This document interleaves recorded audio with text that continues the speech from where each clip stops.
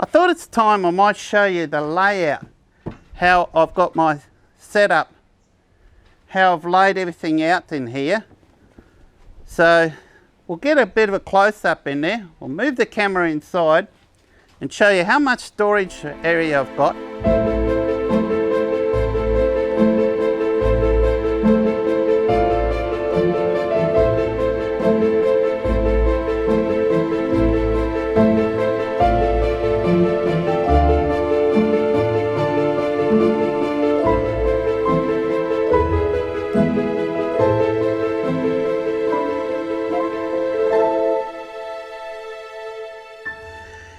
You would have seen of late quite a number of videos where I've been upgrading mainly the inside of my Pajero. As you know, the outside of my Pajero is pretty well stock standard, apart from my bundle top rooftop tent and the ostrich wing awning. I don't go to remote places that are that remote where you'll need a winch. So for me to invest in a bull bar, there's no point. Number one, they are so expensive, and the biggest issue is that weight. And I've actually managed to knock out nearly 70 kilos with these updates in my vehicle of late, such as the fridge. Now, even though I have upgraded the size to the fridge from a 75 litre to a 110 litre, I've actually saved weight there, and I've saved a lot of weight there because I've chosen to use an upright fridge, which allows me to eliminate my fridge slide. I used to own one of those MSA drop down fridge slides. They are brilliant, guys, absolutely brilliant. I cannot recommend them enough. I love that thing. It just so effortlessly, it's amazing how they build it effortlessly. You just pull out, drop one hand. Even if you've got a fridge that's like 75-80 kilos fully loaded, you can do it with your little finger, basically, with your little finger. But they come at a huge disadvantage. And what's that disadvantage? Weight. W-E-I-G-H-T. Weight. So I used to own one, and I've sold it. In fact, it's interesting, the person that I've sold it to, I don't know if he wants me to mention his name or anything, so I won't mention his name. He loves it, same as me, but he's found that it adds too much weight to his vehicle. And when he checked his GVM, his weight of his vehicle, not GVM, I mean, when he checked the weight of the vehicle, he was only 100 kilos off GVM. So he's actually eliminated that, and he's also eliminated the drawers. Now one day I'm going to go take this old girl to a weighbridge and see what we've got here. I reckon we are well and truly under. I don't think I'll have any problems, particularly that I've saved so much weight in here. How I've been able to save all that weight via upgrading to an upright fridge, because it's also eliminated a lot of timber inside my vehicle, heavy timber as well. Now, you know, I used to always, let's try that again. Mate, it felt like always they were in the vehicle for that long. I'm talking about my old drifter drawers that I sold. But I got rid of them because they were taking up too much room. They were too big. The drawers are fine itself, but they were very high. Guys, they were very high. They came right up to here. I had very little room here. Yeah, I had enormous big drawer space. But guys, I found with that drawer space, sometimes the more storage area you have, the more drawers you have, and I'm sure a lot of you will agree with me, the more junk you put in there. It got to the point, guys, where it used to take me longer to find items in amongst all the stuff that I hardly ever used.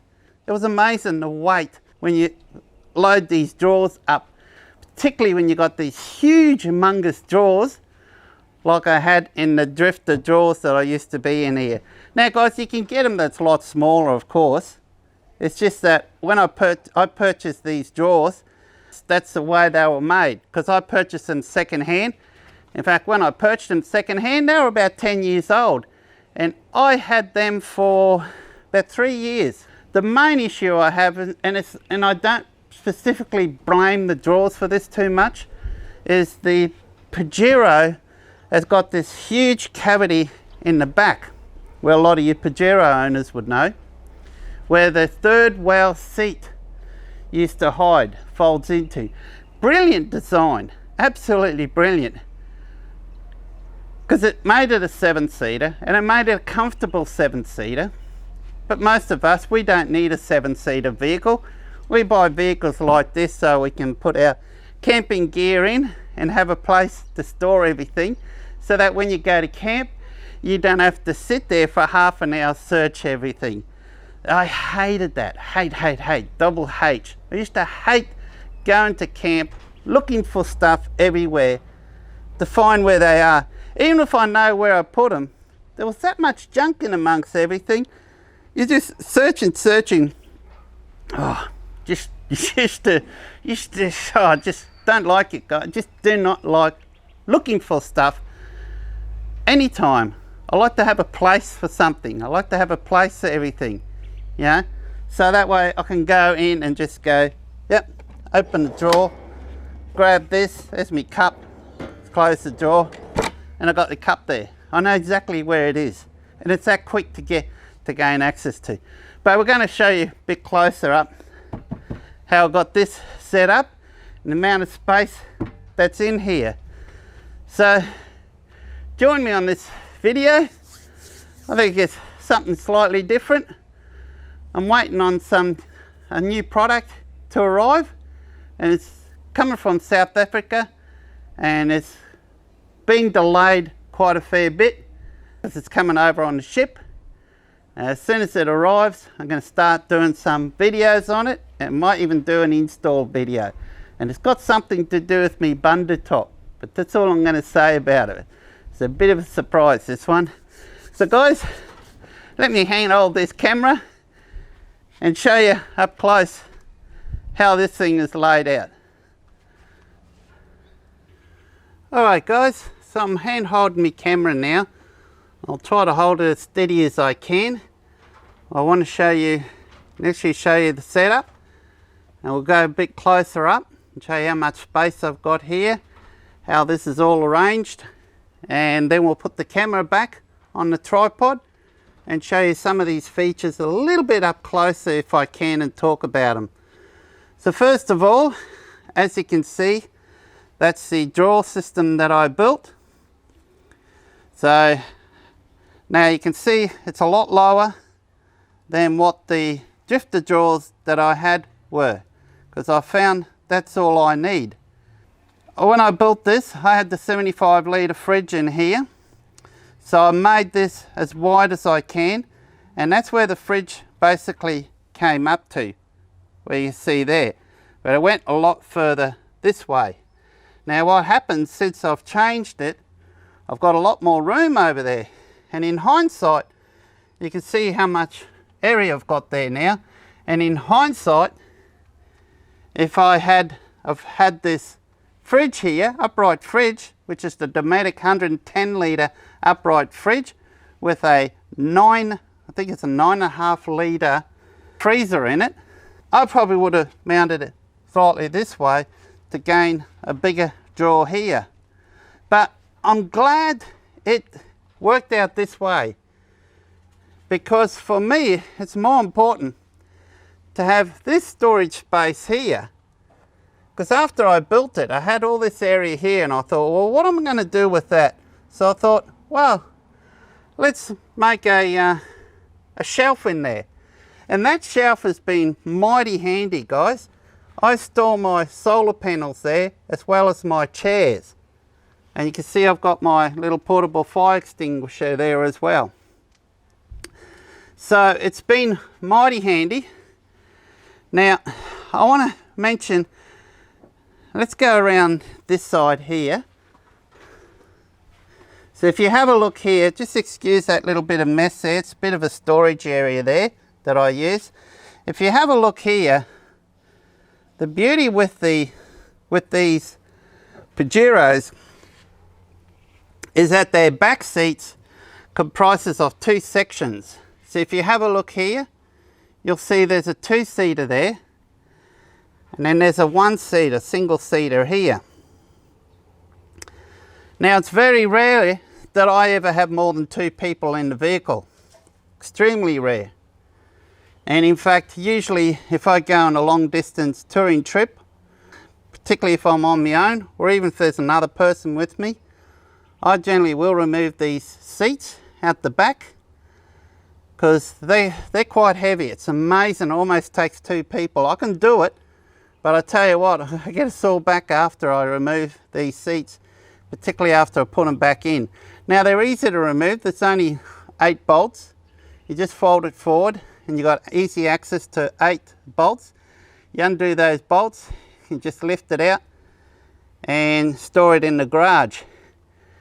And then it gives you more storage area as well. So generally what I do, I've got plastic boxes, and whatever extra I've got, I sit on the plastic boxes and sit right there.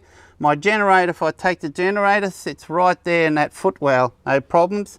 And generally right here, I've got a 60 litre water bladder where all this stuff is at the moment. So when I planned this drawer, let's go back and have a look here. So when I planned this drawer, I built this drawer, I was worried that I didn't have a lot of space here. Because what's this? This is less than a foot wide. So now I've overcome that by a couple of ways. I've overcome that. You can see how I'm using the drawer slides here. And what I've done is I allowed for that space there. Then I extended the width of the drawers out here. And by doing that, I've actually created more space. But I found a really good way to use that space. And when I put the camera back on the tripod, because guys, I can't open it now, I need both hands and I'm carefully holding this camera. But I'll put it back on my tripod soon and I'll show you how I managed to gain more space out of this. Now, if you've actually watched my drawer build videos, you'll know how I've done that. But for those of you who haven't, I'll quickly go through it later on. Now, another way, because I had the advantage of removing that single seat there, which was never used, it was always in the way, it was just extra weight that I didn't need. Even the single seat on its own, it's remarkable how heavy it is. So I thought, why not remove it? Initially, when I designed these drawer systems, I was going to make them to come back up to here and then use this area here to maybe fit on, you know, an extra box with some other utensils, etc. in it, whatever I need, lights, etc. Or even my generator when I want to use my generator, etc. But I thought, now this drawer, that's not going to give me a lot of space in the drawer. So I thought, why not build it full length? So I went to look for the longest drawer slides that I could find that were lockable. And Dunn & Watson in Brisbane here in Australia, the company there, make the drawer slides for these. And they are absolutely brilliant, guys. And they're fully extendable drawers, so they extend all the way. So I've now got a drawer system that's 1.5 meters long. It's just over 1.5 meters long. And it's amazing how much area I've got in here. Now this section here, this drawer system, is more so for my common used items, me pots and pans, me cups, coffees, etc., stuff like that. Some of the charge leads, etc., for my cameras and all that.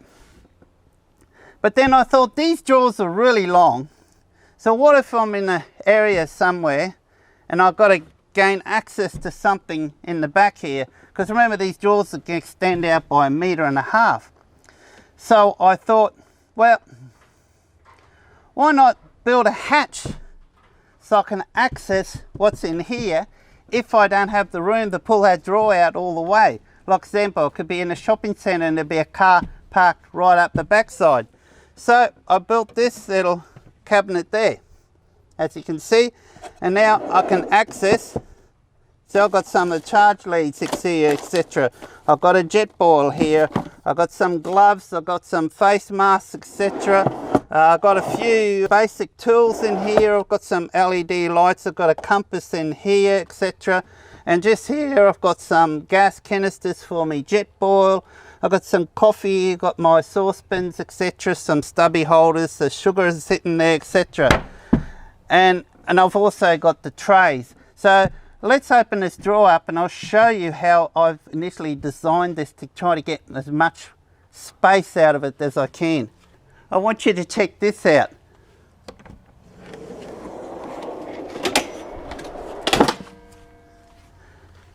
I know some of you would have already seen this, but check this out. Full length drawer. You might be wondering, wouldn't that make it unstable? These are drawers that can handle, I think it's 250 kilos. Guys, 250 kilos you can actually stay on these drawers. But of course, when they're fully extended, you can't add that much weight into it. I believe that drops down to about 120, 130 kilos. So I could put 120, 130 kilos in here and it will not affect this drawer system. Now, this drawer that I made here, this carcass here, are made out of lightweight timber, so it only weighs about 7 kilos. And then you got your trays. So I've got 3 trays in here, guys, 3 trays that I built. I built all this myself, guys. I basically built this and made it up as I went along. So I made one section, then I sat down with a drink and thinking, oh, you know, if I did that, put that there, that would work really well. So I made a template, tried, yep, that worked fine, and then I made it. So it took me a while, it took me time, and I think it turned out really good. I think it's a lot cheaper than a custom made drawers. I hate those drawers where you've got to dig down in here to find things that only come out 3/4 of the way. I despise those drawers, those type of drawers. I just didn't like them, guys. And then when I built it, I had the idea of having a cutlery tray. You can see I've got a cutlery tray and here's all my coffee pods here for me coffee. And I thought, well, I'll make 2. But then I wanted a little table as well. So I got this made up. It's a stainless steel, like a little stainless steel cutting board. And then I thought, yeah, I'll have room for 2 drawers. If I have 2 drawers, then that'll give me access to reach into here. But guys, then I thought, now hang on, I reckon I've got room for 3 drawers here. So I built the 3rd drawers, and sure enough, I've got plenty of room. So even with the cutting board in, I can slide that out, I've got access there. If I want to gain something down here, I can reach out. If I want to get something here, I'll just go like that, and I want to get something here, right there. So it's just a matter of just sliding these around, which is brilliant. And that's how I've managed to be able to get extra space in here the way I've designed. So if you have a look in here, how I've got this lip out, so you can see the drawer slide there, guys. The drawer slides there. Then I thought, why make these drawers directly up straight when I can, you know, allow that space for the drawer slide and then kink the drawers out. And all I did is I made this bottom carcass first as a separate drawer, and then I just glued, pre-drilled and sunk the screws in. So I glued and screwed just a straight bit of timber along the top to bring that out. And a tip was given to me one day, guys. You know, you get those soap bars when you go to hotels, motels. Every so often, if you just get it and just run it along the edge here, okay, it acts like a lubrication system. Now, I've had these drawers in here for quite a while now, I built these drawers a number of months ago, and it makes perfectly, it just slides perfectly, as you can see. So that's how my system is here. Plenty of room for what I need to be installed in drawers. The rest of the gear I've got all this area here, and I've got all this area here. Over here you can see the battery. I do have some space under there. It's not a lot of space, but I choose not to put anything under there because that's where one of my main earthing points for my 240 volt 12 volt system here are all located there. So I want easy access to that earthing point so I can be able to view it, and I can check the bolt and check it every so often and make sure it's secure. So I've chosen not to put anything on there. So the battery is a 105 amp hour lithium battery, and it is mounted on top of a little shelf that I've got there. And then on top of that, I built another shelf on the top of it that's given me this storage area there. So let's just close this drawer now. So you can see how smooth that runs. Once it's locked, there's no noise, guys. It is dead quiet. Good quality drawer slides. It's important you've got good quality drawer slides so you don't have all that rattling noise when you're driving along. It's one thing I can't stand is a lot of noise. So let's have a closer look over at the back here. So you can see I've left this side of the chair in place here. So I've got full access on this side of the chair, and you can see I've got access to seat belts, and just so lucky, the seat belts for the middle seat is located right here. And not just that, I've also got like a little drink holder here. So I've got 3 people with me that can comfortably sit here, have the drink holder here, got an armrest here. So quite a comfortable vehicle. And you can see if I want to access any of my electronics at the back, they're all located in behind here. So I've got my Victron Mulitplus here, which is basically it's a charger inverter built into one. Because it's a 240 volt system in here, it's got a 1600 watt inverter enclosed in it. So I've got all the fuses here, guys, which is all wired by a qualified electrician. And I've also got some technology in here where I'm able to monitor my system and gain control of my inverter and charging system via remotely, either on my phone or computer, basically anywhere in the world. So if you want to know more about that, I've got plenty of videos about it on my YouTube channel, so we won't talk too much about that here on this one here. So basically this video, I just want to show you the layout, the internal layout that I've got on my Pajero.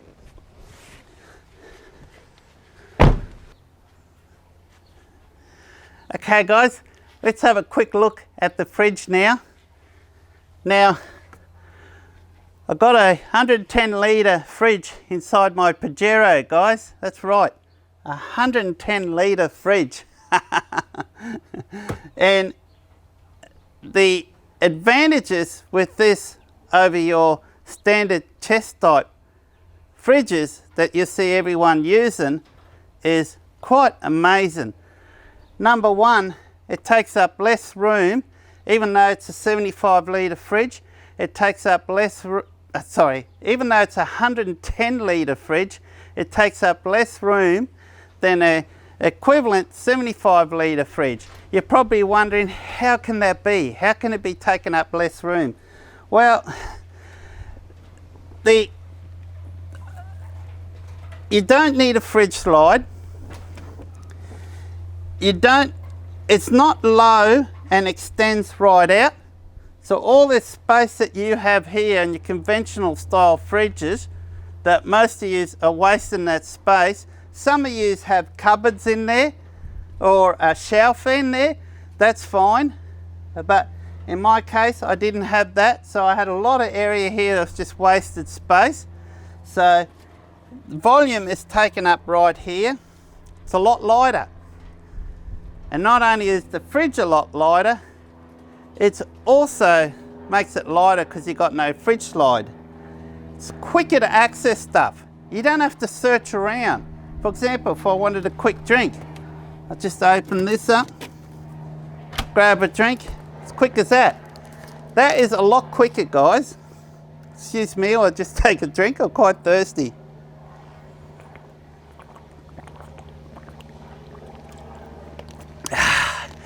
It's nice and cold. And plus, this one will surprise you. No, stuff does not fall out when you open the fridge, even after you've been forward driving. And not just that, contrary to what a lot of you believe, well, in my case, I don't know what your more popular Bushmans, etc. are like, but I went for this one because it's got a 9.5 litre capacity freezer, 9.5 thereabouts, and I wanted that freezer space because I like to use a freezer so I can have some Zupa Dupas if it's cold, if it's hot, I can have some frozen sausage rolls, etc. So if you go in the Fraser Island somewhere like that and you're there for a week or two, you can have some frozen meat in there.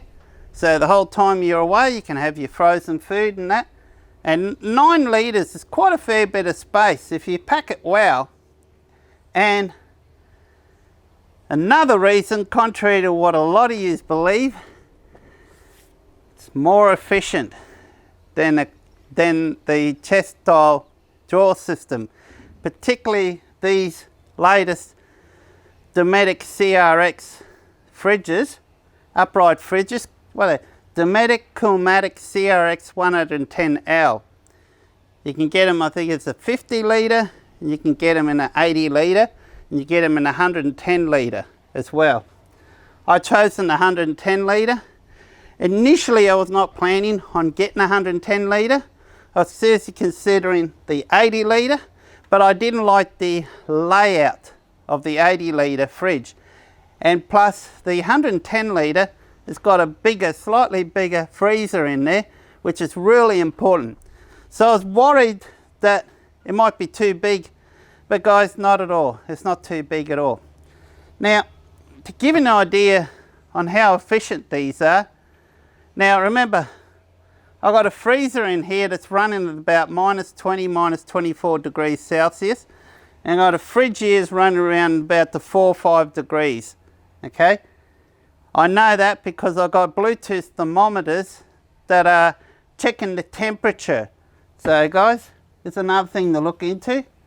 These ruby tags, which if you search around, a few suppliers are starting to pop up around Australia that are starting to sell these. These are Bluetooth ruby tags. So they can Bluetooth to your phone and they will record the humidity, they will record your temperature, and they're very accurate. They're accurate to within 0.1 degrees Celsius. So I've got about 4 of these scattered around my vehicle. I've got an ambient one, I've got an internal one in the vehicle, I've got one in the freezer, one in the fridge. Now I can go to my phone and check on those, or I can go on the app here. I look straight on the app here, I can see freezer, it's -20.5 degrees. Now in the past 20 days, my fridge has been consuming 1.47 amps per hour. Guys, so I've been monitoring, I'm constantly monitoring the power consumption. Most of the time, the fridge is empty. Occasionally, it's full after I've returned from shopping, grocery shopping. Or sometimes if I purchase excess and I can't fit them in the fridge, I will leave them in this fridge here. Otherwise, when I'm camping, it's mostly reasonably full. What space I've got, I tend to put water bottles in there as well, drinks, etc., to help keep it cold.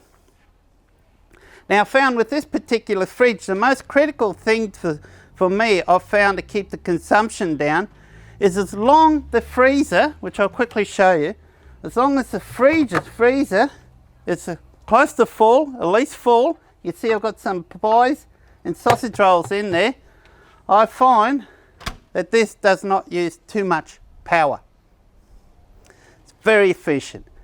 And these figures that I'm getting you guys, I'm up here in central Queensland. We've just gone past summer and we're getting some really hot days, and this is over a summer period. In fact, the most I've ever seen it consume on the hottest of humid days is about average 2 amps per hour.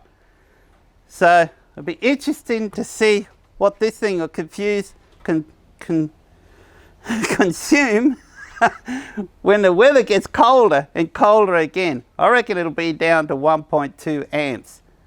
So hence why I've been able to get away with a single 105 amp hour battery. Even though I am using a 240 volt system, I've got a 240 volt inlet here where I can connect a generator or shore power to and charge my system.